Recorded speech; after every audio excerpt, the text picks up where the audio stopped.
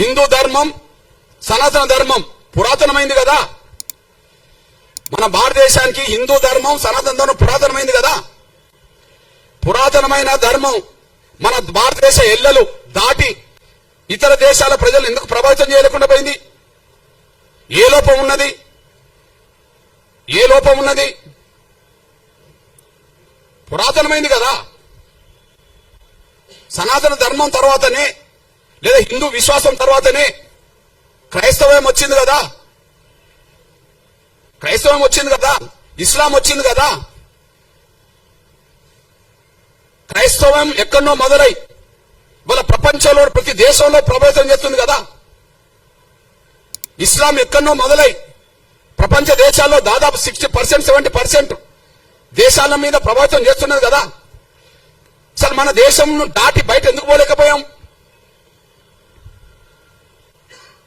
సనాతన ధర్మం తర్వాతనే మిగతా ధర్మాలు వచ్చినాయి కదా ఇదే ఈ ప్రపంచంలో. ఆ రెండు విశ్వాసాలకు సంబంధించిన వాళ్ళు ఎందుకు విస్తరించగలిగినరు? మనం ఎందుకు కుచించకపోయినాం? మన ధర్మంలో ఉండే లోపం ఏంటిది? సనాతన ధర్మంలో ఏదైనా లోపం ఉన్నదనుకుంటే కుల వ్యవస్థను సమర్థిస్తూనే ఉంటది. హిందూ ధర్మంలో ఏదైనా లోపం ఉన్నదంటే కుల వ్యవస్థను సమర్థిస్తున్నట్టుగానే ఉంటది. కుల వ్యవస్థను సమర్థిస్తే అందులో లోపం ఉన్నట్టే. అది హిందూ ధర్మం అయినా సనాతన ధర్మం అయినా. కుల వ్యవస్థ సమర్థించకపోతే హిందూ ధర్మమే గొప్పది కావచ్చు, సనాతన ధర్మమే గొప్పది కావచ్చు. కానీ పురాతనమైన సనాతనమైన మన ధర్మం ప్రపంచాన్ని ప్రభావితం చేయలేకుండా పోయింది. కానీ ఇస్లాం ధర్మం మాత్రం ప్రపంచాన్ని ప్రభావితం చేస్తున్నది. ఈ దేశంలో మసీదులు లేని ఊరు కనిపిస్తుందా? ఈ దేశంలో చర్చిలు లేని ఊరు కనిపిస్తుందా? ఇస్లాం ఎక్కడ పుట్టింది? ఇవాళ ప్రపంచంలో ఏ స్థాయిలో నిలబడ్డది? క్రైస్తవ్యం ఎక్కడ పుట్టింది? ఈ ప్రపంచంలో ఏ స్థాయిలో నిలబడ్డది? ఈ రెండింటికంటే ముందు హిందూ ధర్మం సనాతన ధర్మం అయినప్పుడు ప్రపంచాన్ని ఎందుకు ప్రభావితం చేయలేకుండా పోయినాం? మన లోపం ఏంటి? అఖండ భారత్ లేదు, స్వాతంత్రం కంటే ముందున్న భారత్ కూడా లేదు. అఖండ భారత్ లేదు, స్వాతంత్రం కంటే ముందున్న భారత్ కూడా లేదు. మన లోపాన్ని సరి చేసుకోకపోతే, మన లోపానికి కారణమైన కుల వ్యవస్థను రద్దు చేసుకోకపోతే ఇంకొక 100 ఏళ్లకు ఈ ఉన్న భారత్ ఉంటుందని గ్యారంటీ లేదు. వాస్తవం, సత్యం మాట్లాడడానికి భయపడాల్సిన అవసరం లేదు. ఎందుకు అఖండ భారత్ భారత్ లేకుండా పోయిందో స్పష్టం చేయండి. ఎందుకు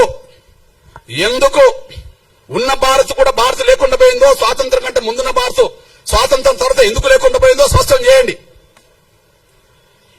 ఈ దేశంలో ఏ విశ్వాసాలు పెరిగినాయో స్పష్టం చేయండి. ఆ విశ్వాసాలు పెరగడానికి, విశ్వాసాలు గల ప్రజలు పెరగడానికి, ఆ సంఖ్య పెరగడానికి ఏం కారణమో చేయండి. ఎక్కడో పుట్టిన ఇస్లాం ప్రపంచాన్ని ప్రభావితం చేస్తూ దేశంలో ఉన్నది కదా. ఆ ధర్మంలో లోపం ఉంటే ప్రపంచాన్ని ఎందుకు ప్రభావితం చేస్తుంది? క్రైస్తవ ధర్మంలో లోపం ఉంటే ప్రపంచాన్ని ఎందుకు ప్రభావితం చేస్తున్నది? మన ధర్మంలో సత్యం ఉంటే ఎందుకు బయటికి వెళ్ళలేకుండా పోయినాం? మన లోపానికి కారణం ఏంది? ఈ దేశ వ్యవస్థలో మన ధర్మంలో కుల వ్యవస్థను ఎప్పుడైతే సమర్థించడం మొదలు పెట్టామో అక్కడి నుంచి ఒక మాయను మచ్చగా ఈ కుల వ్యవస్థలో అందరూ సమానం కాదనే భావనతో ప్రత్యేకంగా దళితులను మనుషులుగా చూడకుండా వివక్షతగా అంటరాని వాళ్ళుగా చూడడం వల్ల ఎవరొచ్చి మా ధర్మం గొప్పదని ప్రచారం చేస్తే, ఎవరొచ్చి మా ధర్మంలో సమానత్వం ఉన్నదని ప్రచారం చేస్తే, ఎవరొచ్చి మా ధర్మంలో అసమానతలు లేవని ప్రచారం చేస్తే, అసమానతలు గురవుతున్న వర్గాలు సమానత్వం దిశగా అడుగులు వేయడం కోసం ఎన్నో మార్గాలు ఎన్నుకున్నారు. ఇక్కడ మీ అన్నగా చెప్తున్నా నేను, 1950 ఆర్డర్, రాష్ట్రపతి ఆర్డర్ రాజ్యాంగ విరుద్ధం కదా.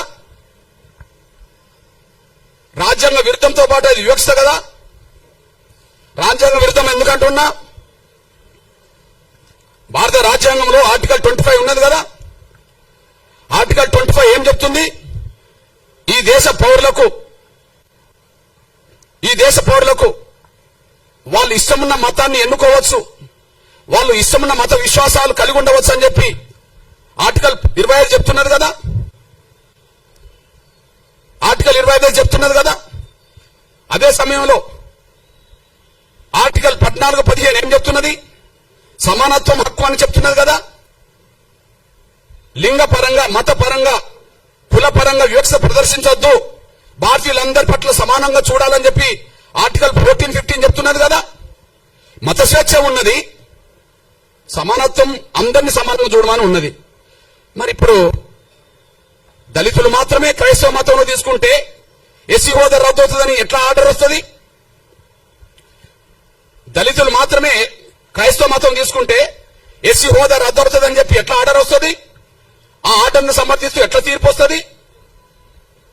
నేను ఎందుకు ఈ మాట మాట్లాడుతున్నంటే, ఈ దళిత వర్గం నుంచి ఇప్పటికీ భక్తులే, ఈ దళిత వర్గం నుంచి ఎవరన్నా క్రైస్తవ మతంలో చేరుకుంటే ఇప్పటికీ భక్తులే. కానీ క్రైస్తవ మతాన్ని ప్రచారం చేసే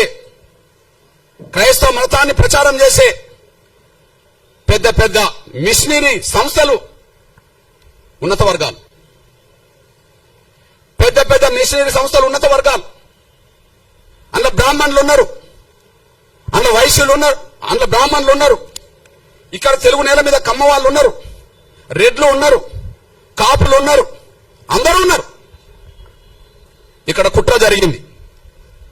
ఆర్డర్ కంటే ముందు కుట్ర జరిగింది. ఈ 1950లో వచ్చిన ఆర్డర్ రాజ్యాంగ విరుద్ధము. ఆర్డర్ వివక్షతో కూడిన ఆర్డర్. అది ఆ వివక్షతో కూడిన ఆర్డర్ రావడానికి కారణం ఏంది? అప్పుడు ఇప్పుడు మత బోధకులు అగ్రకులాలే నా ఆరోపణ.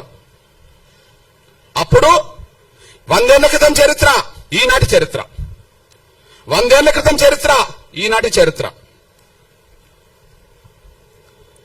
దళితులను మతం మార్చుకుంటే వాళ్ళ ఎస్సీ హోదా ఇయ్యాలనా వద్దా అని చర్చ జరిగినప్పుడు,